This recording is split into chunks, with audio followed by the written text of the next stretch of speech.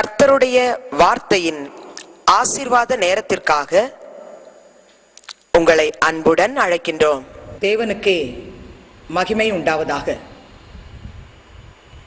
விழுப்புரம் அப்போஸ்தல கிறிஸ்தவ சபை வழங்கும் கர்த்தருடைய வார்த்தையின் ஆசீர்வாதம் என்கிற நிகழ்ச்சியை காண அவளோடு காத்திருக்கிற அன்பான ஹோலிகா டிவி நேயர்களுக்கு ஆண்டவரும் இரட்சகருமாகிய இயேசு கிறிஸ்துவின் நாமத்தில் என் அன்பின் வாழ்த்துக்களை தெரிவித்துக் கொள்கிறேன். இந்த காலையிலும் உங்களோடு கூட கர்த்தருடைய வார்த்தையை பகிர்ந்து கொள்வதில் நான் மிக்க மகிழ்ச்சி அடைகிறேன். எனக்கு அன்பானவர்களே, பரிசுத்த வேதாகமத்தை தயவு செய்து என்னோடு சேர்ந்து திருப்பிக் கொண்டு உபாகமத்தின் புத்தகம் 18ஆம் அதிகாரம் 15ஆம் வசனத்துக்கு நேராய் உங்கள் வேதத்தை திருப்பிக் கொள்ளும்படி அன்பாய் கேட்கிறேன். உபாகமம் 18:15. உன் தேவனாகிய கர்த்தர் என்னைப் போல ஒரு தீர்க்கதரிசியை உனக்காக உன் நடுவே உன் சகோதரரிலிருந்து எழும்ப பண்ணுவார். அவருக்கு செவி கொடுப்பீர்களாக. இந்த வார்த்தையை இந்த காலையிலே நம்முடைய தேவனாகிய கர்த்தர் நம்மோடு கூட ஆசீர்வதித்து விட்டு தரும்படி என்னோடு சேர்ந்து ஜெபிப்பீர்களா? பரிசுத்தமுள்ள நல்ல பிதாவே, ஆசீர்வதிக்கப்பட்ட காலை வேளையில் இயேசுவின் திருநாமத்தில் இந்த வசனத்தை நீர் எங்களுக்கு பிட்டு போஷிக்க தரும்படி உம் முகத்தை நோக்கி பார்க்கிறோம். நீர் வாரும் அப்பா, எங்கள் நடுவிலே எழுந்தருளி நீர் பேசுவீராக. எங்கள் ஒவ்வொருவரோடும் நீர் இடைபட போகிறதற்காய் ஸ்தோத்திரம். ஆசீர்வதியும் இயேசுவின் நாமத்தில் வேண்டுகிறேன் பிதாவே, ஆமென். கிறிஸ்துவுக்குள் அன்பார்ந்தவர்களே, இந்த நாளிலும் ஆண்டவராகிய இயேசு கிறிஸ்துவின் பிறப்பை குறித்து தீர்க்க தரிசனமாக பழைய ஏற்பாட்டு பக்தனாகிய மோசே சொன்ன வார்த்தையை நாம் வாசிக்க கேட்டோம். இஸ்ரவேல் ஜனங்களை பார்த்து அவர் சொன்னார், என்னை போல ஒரு தீர்க்கதரிசியை உனக்காக எழும்ப பண்ணுவார் என்று. மீகா தீர்க்கதரிசி 5ஆம் அதிகாரம் 2ஆம் வசனத்திலே சொல்லும் பொழுது, பெத்லகேமே, இஸ்ரவேலை ஆளப்போகிறவர் உன்னிடத்திலிருந்து புறப்படுவார் என்று சொல்லி இருக்கிறார். இந்த வார்த்தை நான் வாசித்த பொழுது, இந்த பண்டிகை நாட்களிலே அவருடைய பிறப்பை குறித்து தியானிப்பது நமக்கு மிகுந்த ஆசீர்வாதத்தை கொடுக்கும் என்று நான் உணர்ந்தபடியினால் தேவனாகிய கர்த்தருடைய சமூகத்தில் உட்கார்ந்து இந்த வசனத்தை வாசித்த பொழுது, இஸ்ரவேலரை ஆளப்போகிற ராஜா பெத்லகேமில் இருந்து எழும்புவார் என்று சொன்ன வார்த்தை வாசித்த பொழுது, அந்த ராஜா, இஸ்ரவேலை ஆளப்போகிற ராஜா கொடுக்கும் ஆசீர்வாதங்களை நான் தியானிக்க ஆரம்பித்தேன், வாசித்தேன். அந்த வசனங்கள் எல்லாம் என்னுடைய வாழ்க்கையில ஆசீர்வாதத்தை கொடுத்தது. இந்த காலையிலே சுருக்கமாய் அந்த இஸ்ரவேலை ஆளப்போகிற ராஜா நமக்கு கொடுக்கிற ஆசீர்வாதங்களை நாமும் தியானித்து அந்த ஆசீர்வாதங்களை ஒவ்வொன்றாய் நாம் சுதந்தரித்துக் கொள்ள ஜெபிக்க போகிறோம். முதலாவதாக, பிரியமானவர்களே, இஸ்ரவேலை ஆளப்போகிற ராஜா நமக்கு கொடுக்கிற முதல் ஆசீர்வாதம் என்ன என்று தியானிக்கும்படி என்னோடு சேர்ந்து ஆதியாகமத்தின் புத்தகம் 3ஆம் அதிகாரம் 15ஆம் வசனத்துக்கு நேராய் உங்கள் வேதத்தை திருப்பிக் கொள்ளும்படி உங்களை அன்பாய் கேட்கிறேன். 3:15. உனக்கும் ஸ்திரிக்கும் உன் வித்துக்கும் அவள் வித்துக்கும் பகை உண்டாக்குவேன். அவர் உன் தலையை நசுக்குவார், நீ அவர் குதிங்காலை நசுக்குவாய் என்றார். இஸ்ரவேலை ஆளப்போகிற ராஜா அவர் முதலாவது நமக்கு கொடுக்கிற ஆசீர்வாதம் என்ன? நமக்காக சத்துருவின் தலையை அவர் நசுக்குவாராம். அவர் பிறந்ததே பிசாசை, சத்துருவை, அவனுடைய தலையை நசுக்குவதற்காக அவர் பிறந்தாராம். உங்கள் வாழ்க்கையில சத்துருவின் போராட்டத்தினாலே நான் கஷ்டப்படுகிறேன் சகோதரியே என்று சொல்லி எனக்காக ஜெபிப்பீங்களான்னு இந்த காலையில நீங்க ஆண்டவருடைய வார்த்தையை கேட்க அமர்ந்திருக்கலாம். முதலாவது ஆசீர்வாதம், இஸ்ரவேலை ஆளப் போகிற ராஜா உங்களுக்கு கொடுக்க போகிற முதல் ஆசீர்வாதம் என்னவென்றால், பிசாசின் தலையை நசுக்கி ஜெயம் என்கிற ஆசீர்வாதத்தை கொடுக்க போகிறார். ஏசாயா தீர்க்கதரிசி 25ஆம் அதிகாரம் 8ஆம் வசனத்திலே சொல்லும்போது, அவர் மரணத்தை ஜெயமாக விழுங்குவார் என்றும் நம்முடைய நிந்தையை நீக்கி விடுவார் என்றும் அந்த வசனத்தில் சொல்லி இருக்கிறார். உங்கள் வாழ்விலே மரண பயமோ பிசாசின் போராட்டமோ எதனால் நீங்கள் பயந்து கொண்டிருந்தாலும், இந்த வார்த்தை கேட்கிறதான வேளையில இஸ்ரவேலை ஆளப்போகிற ராஜா ஜெயம் என்கிற ஆசீர்வாதத்தை உங்களுக்கு தருவேன் என்று வாக்கு கொடுக்கிறார். உறுதியாய் பற்றி பிடித்துக் கொண்டு, பிசாசின் தலையை நசுக்கினவரே எனக்கு நீ ஜெயத்தை கொடுத்து, மரணத்தை ஜெயமாக விழுங்கினவரே என் வாழ்விலும் மரண பயத்திலிருந்து விடுதலையை கொடுத்து, என் நிந்தையை நீக்கி என்னை ஆசீர்வதியும் என்று இந்த வார்த்தையை நீங்கள் உங்களுக்கென்று உரிமையாக்கி ஜெபிக்க ஆயத்தமாவீர்கள் என்று சொன்னால், ஜெயம் என்கிற ஆசீர்வாதத்தை ராஜா உங்களுக்கு கொடுப்பேன் என்று வாக்கு கொடுக்கிறார். சத்ருவின் போராட்டமாயிருந்தாலும் மரண பயமாயிருந்தாலும், அது மாத்திரமல்ல, சத்ரு ஒருவேளை உங்களை கொலை செய்ய எத்தனித்து, மத்தேயு எழுதின சுவிசேஷம் 2ஆம் அதிகாரம் 13 முதல் 16 வரை உள்ள வசனத்திலே இயேசு கிறிஸ்துவை கொலை செய்ய ஏரோது எப்படி வகை தேடி சுற்றி திரிந்து கொண்டிருந்தானோ, அதுபோல உங்களை, உங்கள் வாழ்க்கையை, உங்கள் குடும்பத்தை கொல்ல சத்துரு தேடிக்கொண்டிருந்தால், இஸ்ரவேலை ஆளப் போகிற ராஜா உங்களுக்கு கொடுக்கிற ஆசீர்வாதம் என்னவென்றால், அந்த ஏரோதுவின் கைக்கு ஆண்டவராகிய இயேசு கிறிஸ்துவை தப்புவித்தது போல, உங்களை கொலை செய்ய தேடுகிறவர்களின் கைக்கு உங்களை தப்புவிப்பேன் என்று வாக்கு கொடுக்கிறார். இதை உங்களுக்கு என்று உரிமையாக்கி ஜெபியுங்கள். ஜெயம் என்கிற ஆசீர்வாதத்தை முதலாவதாக ராஜா உங்களுக்கு கொடுப்பேன் என்று வாக்கு பண்ணினார். அதைத்தான் இந்த காலையிலே உங்கள் மத்தியிலே சொல்லிக் கொண்டிருக்கிறேன். இரண்டாவதாக, இந்த இஸ்ரவேலை ஆளப்போகிற ராஜா உங்களுக்கு என்ன ஆசீர்வாதத்தை கொடுப்பார்? வாசிக்கலாம். ஆதியாகமத்தின் புத்தகம் 49ஆம் அதிகாரம் 10ஆம் வசனம். சமாதான கர்த்தர் வருமளவும் செங்கோல் யூதாவை விட்டு நீங்குவதும் இல்லை, நியாயப்பிரமாணிக்கன் அவன் பாதங்களை விட்டு ஒழிவதும் இல்லை, ஜனங்கள் அவரிடத்தில் சேர்வார்கள். இரண்டாவதாக, இஸ்ரவேலை ஆளப்போகிற ராஜா இந்த கிறிஸ்துமஸ் பண்டிகையை நினைவுறுகிற நாள்களிலே நமக்கு சமாதானம் என்கிற ஆசீர்வாதத்தை தருவாராம். ஏசாயா தீர்க்கதரிசி 9ஆம் அதிகாரம் 6ஆம் வசனத்திலே அவருடைய நாமங்களில் ஒன்று சமாதான பிரபு என்று சொல்லி வசனம் சொல்லுகிறது. ராஜா உங்கள் வாழ்க்கையிலே உங்கள் ஆவிக்கும் ஆத்துமாவுக்கும் சரீரத்திற்கும் தேவையான சமாதானத்தை கட்டளையிடுவார். யோவான் எழுதின சுவிசேஷம் 14ஆம் அதிகாரம் 27ஆம் வசனத்திலே இயேசு கிறிஸ்து சொல்லுகிறார், என் சமாதானத்தை உங்களுக்கு கொடுக்கிறேன் என்று. சமாதானத்தை இழந்து தவிக்கிற சகோதரா, சகோதரி, கர்த்தருடைய பிள்ளைகளே, நீங்கள் யாராயிருந்தாலும் இயேசு கிறிஸ்து பிறப்பின் மூலம் உங்களுக்கு சமாதானத்தை தருவேன் என்று சொல்கிறார். யாராலும் எடுக்க முடியாத அவருடைய சமாதானத்தை நமக்கு கொடுக்கிறாராம். இந்த சமாதானத்தை இதுவரைக்கும் நான் அனுபவிக்கவில்லை சகோதரியே. எந்த காரியத்தை நினைத்தாலும், எந்த காரியத்தை எடுத்தாலும், எதற்காக ஜெபித்தாலும் என் இருதயத்திலே சமாதானம் இல்லை, சமாதானத்தை இழந்து தவிக்கிறேன் என்று சொல்லி வருத்தத்தோடு அமர்ந்து இந்த வார்த்தை கேட்கிறீர்களா? ராஜா உங்களுக்கு வாக்கு கொடுக்கிறார், சமாதானத்தை நான் உனக்கு தருகிறேன், என்னுடைய சமாதானத்தை உனக்கு தருகிறேன் என்று சொல்கிறார். அந்த சமாதான கர்த்தர், சமாதான பிரபு சமாதானத்தை உங்களுக்கு தருவேன் என்று வாக்கு கொடுக்கிறாரே, அந்த சமாதானத்தை பற்றி பிடித்துக் கொண்டு அவருடைய பாதத்திலே அமர்ந்து ஜெபியுங்கள். சமாதானம் உங்களோடு கூட இருக்கும். அடுத்ததாக, இந்த இஸ்ரவேலை ஆளப்போகிற ராஜா என்ன ஆசீர்வாதத்தை கொடுப்பேன் என்று எனக்கு வாக்கு கொடுத்தார் தெரியுமா?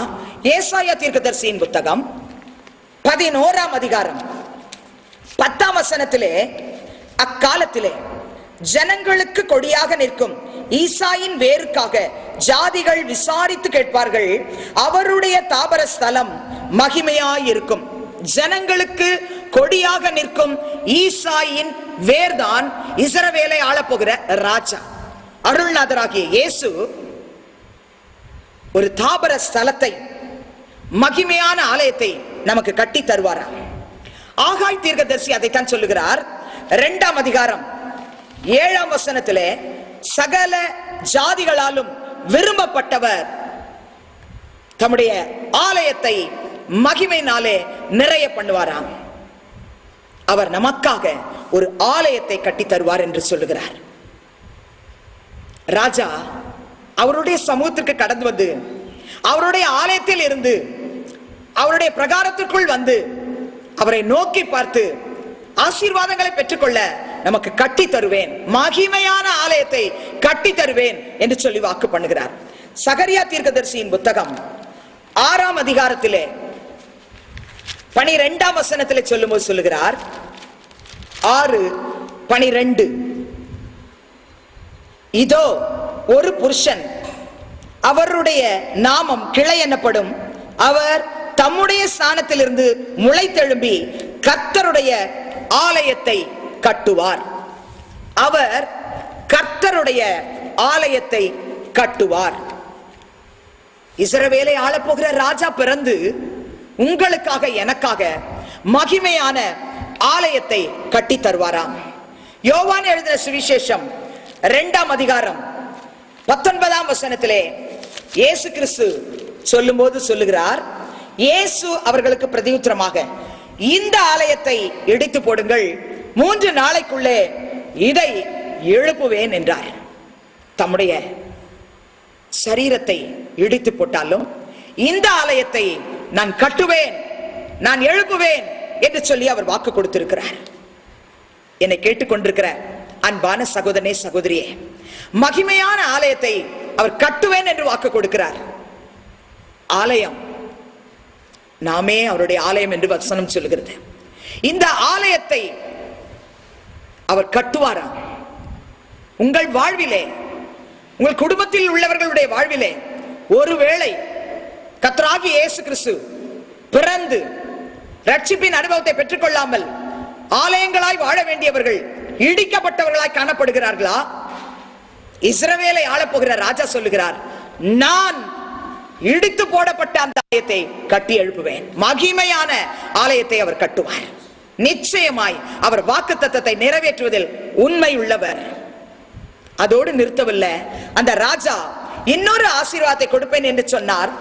எனக்கு ஏசாயா தீர்க்கதரிசியின் புத்தகம் 42ஆம் அதிகாரத்திலே அந்த ராஜா நமக்கு என்ன ஆசீர்வாதத்தை கொடுப்பாரா? 42:1 நான் வாசித்தேன், இதோ நான் ஆதரிக்கிற என் தாசன், நான் தெரிந்து கொண்டவரும் என் ஆத்மாவுக்கு பிரியமானவரும் இவரே, என் ஆவியை அமர பண்ணினேன், அவர் புறஜாதிகளுக்கு நியாயத்தை வெளிப்படுத்துவார் என்று ஏசாயா தீர்க்கதரிசி ஆண்டவராகிய இயேசு கிறிஸ்துவை குறித்து சொல்லி இருக்கிறார். பிரியமானவர், ஆவியை அமர பண்ணினேன் என்று சொன்னவர் நியாயத்தை வெளிப்படுத்துவாராம். என் வாழ்க்கையில எனக்கு யாரும் நியாயம் செய்யல, நான் அநீதிக்குள்ளாய் தள்ளப்பட்டு கொண்டிருக்கிறேன் என்று சொல்லி நீங்க கலங்கி கொண்டிருக்கலாம். எரேமியா 23ஆம் அதிகாரம் 5ஆம் வசனத்தில் சொல்லும்போது சொல்லுகிறார், அவர் ராஜாவாய் இருந்து நியாயத்தையும் நீதியையும் அவர் நடப்பிப்பாராம். லூக்காவின் சுவிசேஷம் 6ஆம் அதிகாரம் 9ஆம் வசனத்தில் இயேசு கிறிஸ்து ஒரு முறை தன்னை பார்த்து குற்றம் கண்டுபிடிக்க வேண்டும் என்று சொல்லுகிற இடத்திலே, எது நியாயம், நன்மை செய்வதோ தீமை செய்வதோ, அழிப்பதோ ஜீவனை கொடுப்பதோ, எது நியாயம்? நான் நியாயத்தை நடப்பிக்கவே இந்த பூமிக்கு வந்தேன் என்று சொல்லுகிறார். நியாயம் எடுபட்டு போன காலத்தில் வாழ்ந்து கொண்டிருக்கிறீர்களா? உங்களுக்காக நியாயத்தை நடப்பிக்கிறவர் இந்த நாட்களிலே உங்கள் உள்ளத்திலே பிறந்திருக்கிறார் என்று சொன்னால் அவரிடத்திலே சொல்லுங்க, ராஜாவே, என் குடும்ப வாழ்விலே, என் தனிப்பட்ட வாழ்விலே, என்னுடைய காரியங்களிலே எனக்காக நியாயத்தை செய்வார் ஒருவரும் இல்லை, என் நியாயம் எடுபட்டு போயிற்று என்று சொல்லி நீங்கள் அழுது புலம்பிக் கொண்டிருக்கிறீர்களா? உங்களுக்காக நியாயத்தை செய்கிற ராஜா இந்த நாளில் உங்களுக்கு ஆசீர்வாதத்தை தருவேன் என்று வாக்கு கொடுக்கிறார். அந்த நியாயத்தை நடப்பிக்கிறவரை நோக்கி பார்த்து, என் வாழ்விலே நீர் நியாயத்தை நடப்பிக்க போகிறதற்காக உமக்கு நன்றி என்று சொல்லி இந்த வார்த்தையை உரிமையாக்கி ஸ்தோத்திரம் பண்ணுங்க. நியாயத்தை அவர் நடப்பிப்பார், நீதியை உங்கள் வாழ்விலே நடப்பிப்பார். இஸ்ரவேலை ஆளப்போகிற ராஜா நமக்கு கொடுக்கிற இன்னொரு ஆசீர்வாதத்தையும் இந்த காலையிலே உங்களுக்கு சொல்லும்படி என் இம்மானுவேல் ஆகிய ஆண்டவராகிய இயேசு ஏசாயா தீர்க்கதரிசியின் புத்தகம் 7ஆம் அதிகாரம் 14ஆம் வசனத்திலே, ஆதலால் ஆண்டவர் தாமே உங்களுக்கு ஒரு அடையாளத்தை கொடுப்பார், இதோ ஒரு கன்னிகை கர்ப்பவதியாகி ஒரு குமாரனை பெறுவாள், அவருக்கு இம்மானுவேல் என்று பெயரிடுவாள் என்று தீர்க்க தரிசனம் உரைத்த அந்த வார்த்தையை சொல்ல சொன்னார். இம்மானுவேல். மத்தேயு தன்னுடைய சுவிசேஷத்திலே 1ஆம் அதிகாரம் 23ஆம் வசனத்தில் சொல்லும் பொழுது,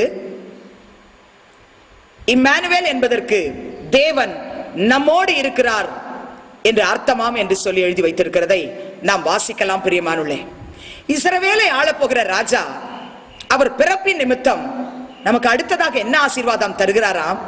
நம்மோடு இருப்பேன் என்று வாக்கு கொடுக்கிறார்.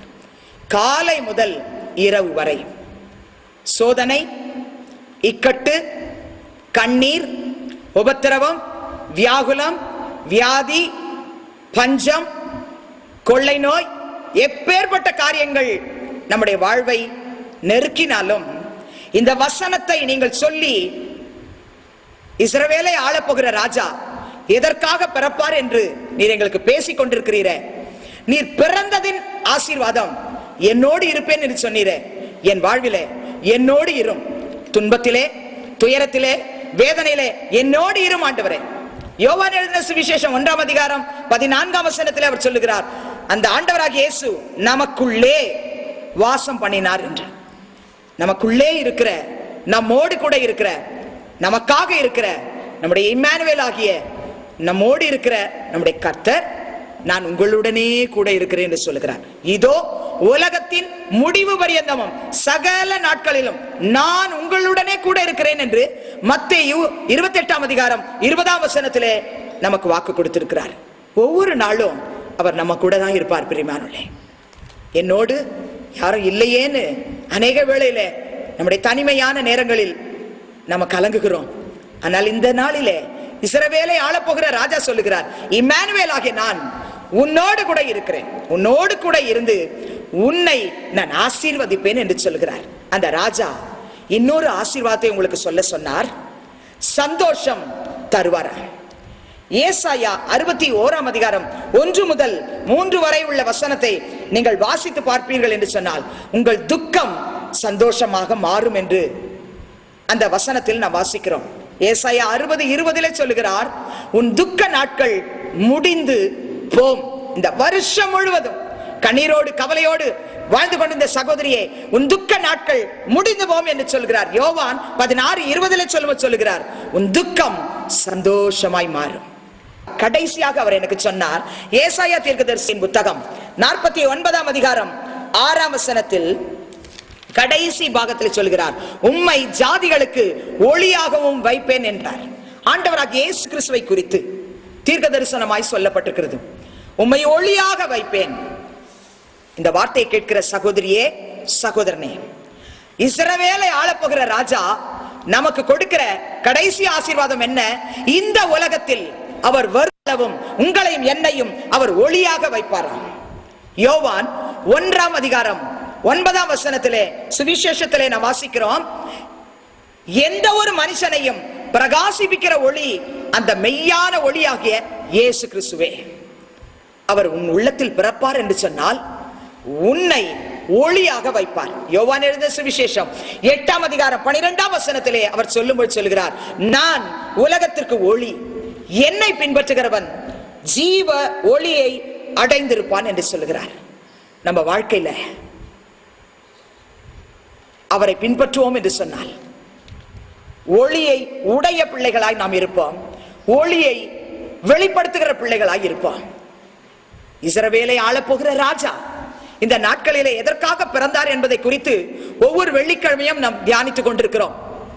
அந்த ராஜா நமக்காக பிறந்து நமக்கு என்ன ஆசீர்வாதங்களை கொடுத்தார் என்று சொல்லி இந்த காலையிலே சுருக்கமான ஒரு செய்தியை நாம் கேட்டோம்.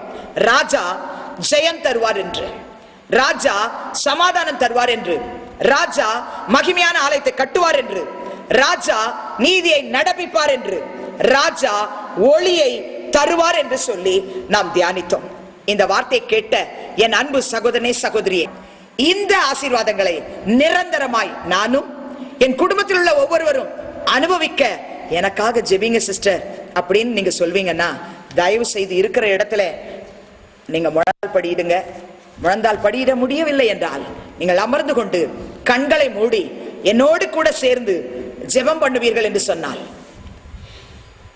இஸ்ரவேலை ஆளப்போகிற ராஜா பெத்லகேமிலே பிறந்தார். பிறந்தவர் என்ன ஆசீர்வாதத்தை கொடுப்பேன் என்று நமக்கு வாக்கு பண்ணினாரோ அதை இந்த காலையிலே நாம் தியானித்தோம். இந்த ஆசீர்வாதங்களை ஒவ்வொன்றாய் எனக்கு தாரும் என்று சொல்லி ஜெபிப்போம் என்று சொன்னால் தேவனாகிய கர்த்தர் கட்டாயம் அந்த ஆசீர்வாதங்களை நமக்கு தருவார். நாம் ஜெபிப்போம். அன்பின் பிதாவே, இயேசுவின் நாமத்தில் உம்முடைய சமூகத்துக்கு நாங்கள் வந்து நிற்கிறோம். ராஜாதி ராஜாவே, எங்களை இந்த காலையிலே ஜெயம் என்கிற ஆசீர்வாதத்தை உனக்கு தருவேன் என்று சொல்லி ஆறுதல் படுத்தினதற்காய் நன்றி.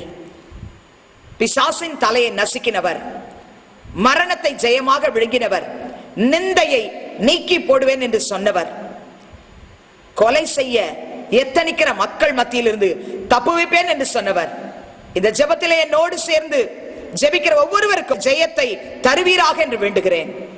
என் வாழ்விலே சமாதானத்தை தாரும் அப்பா. இந்த நாட்களிலே என் குடும்பம் சமாதானத்தை இழந்திருக்கிறது, பிரிந்து போயிருக்கிறது. எங்கள் குடும்பத்திலே சமாதான கர்த்தர் நீர் இறங்கி சமாதானத்தை தாரும் என்று சொல்லி ஜெபிக்கிற யாராயிருந்தாலும் என் கர்த்தாவே, ஒவ்வொருவருடைய குடும்பத்திலும் தனிப்பட்ட வாழ்க்கையிலும் சமாதான காரணராகிய இயேசு, சமாதான பிரபுவாகிய இயேசு அவர்கள் குடும்பங்களிலே நீர் தாமே இடைப்பட்டு சமாதானத்தை கட்டளையிட வேண்டுமாய் நான் ஜெபிக்கிறேன் அப்பா. என்னுடைய சமாதானத்தை உங்களுக்கு தருவேன் என்று சொன்னீரே, அந்த சமாதானத்தை தந்து அவர்கள் வாழ்விலே ஆண்டவரே நீரே ஒரு மகிமையான காரியத்தை செய்ய வேண்டுமாய் ஜெபிக்கிறேன். மகிமையான ஆலயத்தை கட்டுவேன் என்று சொன்னீரே, எந்தெந்த ஆலயங்களாய் காணப்பட வேண்டிய இருதயங்கள் இடிக்கப்பட்டு இருக்கிறதோ அந்த இருதயங்களை எல்லாம் மகிமையான ஆலயங்களாய் ராஜாதி ராஜாவே நீர்தாமை கட்டி எழுப்பும்படிக்கு ஜெபிக்கிறேன். ஆலயத்தை கட்டுவேன் என்று சொன்னவரே, இடிந்து போன ஆலயங்களை தயவு செய்து நீ கட்டி எழுப்பி ஆசீர்வதிக்க வேண்டுமாய் ஜெபிக்கிறேன் அப்பா. அதோடு கூட நீதியை நடப்பிப்பேன் என்று சொன்னீரே, என் வாழ்க்கையில கர்த்தாவே நீதி செய்வார் ஒருவரும் இல்லை, என் நியாயம் எடுபட்டு போயிற்று, நியாயத்தை நடப்பியும் என்று சொல்லி கண்ணீரோடு ஜெபிக்கிற என் அன்பு சகோதர சகோதரிகளுக்காக ஜெபிக்கிறேன். நீதியை நீர் நடப்பிக்கிறவராய் இருந்து அவர்களை சந்தோஷப்படுத்த வேண்டுமாய் ஜெபிக்கிறேன். ஒளியை தருவேன் என்று சொன்னீரே, என் ஆண்டவரே உம்மை பின்பற்றுகிற உம்முடைய பிள்ளைகளுக்கு ஜீவ ஒளியை நீர் தந்து நீரே அவர்களுக்குள் இருந்து பிரகாசிப்பிக்கிற தேவனாய் இருந்து அவளை ஆசீர்வதிக்க வேண்டுமாய் ஜெபிக்கிறேன். இந்த 5 ஆசீர்வாதங்களையும் அவர்கள் வாழ்விலே நீர் உரிமையாக்கி கொடுத்ததற்காக ஸ்தோத்திரம்.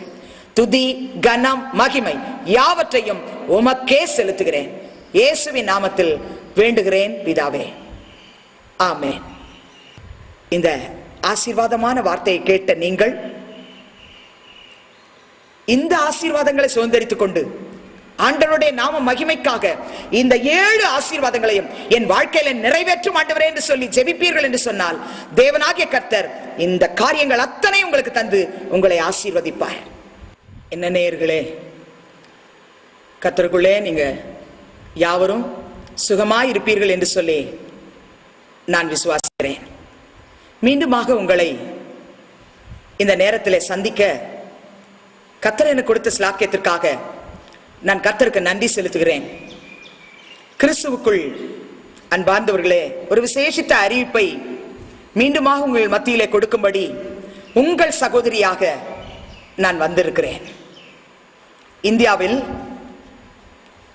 தமிழ்நாடு என்கிற மாநிலத்தில் விழுப்புரம் என்கிற மாவட்டத்தில் கர்த்தருடைய ஊழியத்தை நாங்கள் செய்து கொண்டிருக்கிறோம்.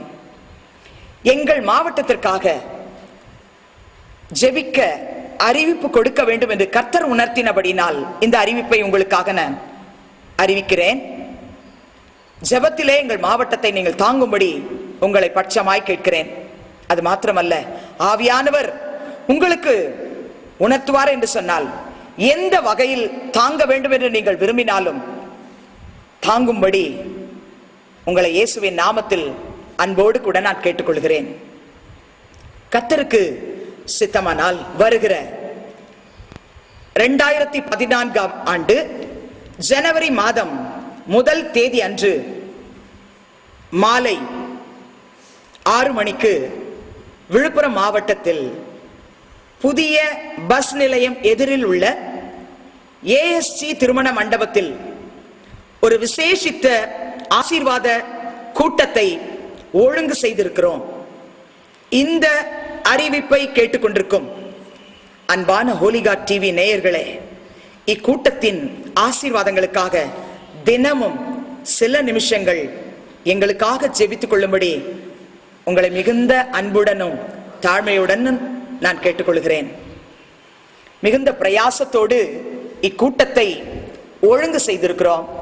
திருத்துவ தேவன் தாமே இக்கூட்டங்களை ஆசீர்வதித்து எங்கள் மாவட்டத்தில் ஒரு எழுப்புதலை உண்டாக்க வேண்டும். எங்கள் மாவட்டத்தில் உள்ள 34 லட்ச ஜனங்களுக்கும் ரட்சிப்பை கர்த்தர் கொடுக்க வேண்டும். அவர்கள் ஆசீர்வதிக்கப்பட வேண்டும். புதிய புதிய சபைகளை கர்த்தர் எழுப்பும்படியாகவும் எங்கள் மாவட்டத்தில் உள்ள அனைத்து ஊழியர்களும் ஆசீர்வாதமாய் இருக்கும்படியாகவும் ஜெபித்துக் கொள்ளும்படி இயேசுவின் நாமத்தில் உங்களை அன்பாய் நான் கேட்டுக்கொள்கிறேன். எல்லாவற்றுக்கும் மேலாக இக்கூட்டங்களுக்கு விரோதமாக எழும்ப நினைக்கிற எல்லா ஆயுதங்களையும் தேவன் வாய்க்காமல் போக செய்யும்படி தயவு செய்து எங்களுக்காக ஜெபிக்கும்படி உங்களை அன்பாய் கேட்கிறேன். அது மாத்திரமல்ல, அன்பானவர்களே, கிறிஸ்துமஸ் மற்றும் புது வருட நாட்களுக்காக விடுமுறைக்காக நீங்கள் விழுப்புரம் மாவட்டத்திற்கு வருகை தருவீர்கள் என்று சொன்னால், அந்த நாட்களில் இந்த கூட்டங்களில் கலந்து கொண்டு எங்களோடு இணைந்து இந்த மாவட்டத்தை கர்த்தருடைய கரத்திலே ஒப்பு கொடுத்து ஆசீர்வதித்து ஜெபிக்கும்படி உங்களை அன்புடன் நான் அழைக்கிறேன். உங்களை சந்திக்க நானும் கிறிஸ்துவுக்குள் அவளோடு கூட இருக்கிறேன். இந்த அறிவிப்பை கேட்ட உங்களை கர்த்தர் தாமே ஆசீர்வதிப்பாராக. உங்கள் குடும்பங்களை பாதுகாத்து பராமரிப்பாராக. இந்த காலையிலும் இஸ்ரவேலை ஆளப்போகிற ராஜா கொடுக்கிற ஆசீர்வாதங்களை கேட்டு என்னோடு ஜெபத்தில் ஈடுபட்ட ஒவ்வொரு குடும்பங்களையும் நிச்சயமாக என் ராஜாதி ராஜாவாகிய இயேசு கிறிஸ்து ஆசீர்வதித்து உங்களை வழி நடத்தி இருப்பார் என்று சொல்லி நான் விசுவாசிக்கிறேன். அப்படி இந்த செய்தி உங்களை ஆசீர்வதித்திருக்கும் என்று சொன்னால் எங்களோடு கூட தொடர்பு கொள்ள மறவாதீர்கள். எங்களோடு தொடர்பு கொள்ள வேண்டிய விலாசம் சகோதரி அக்ஸீலியா நேசராஜ், அப்போஸ்தல கிறிஸ்தவ சபை, நம்பர் 70, கிழக்கு விஜிபி நகர், சாலாமேடு, விழுப்புரம் 605401, தமிழ்நாடு, தென் இந்தியா. எங்கள் செல் நம்பர் 9914868006.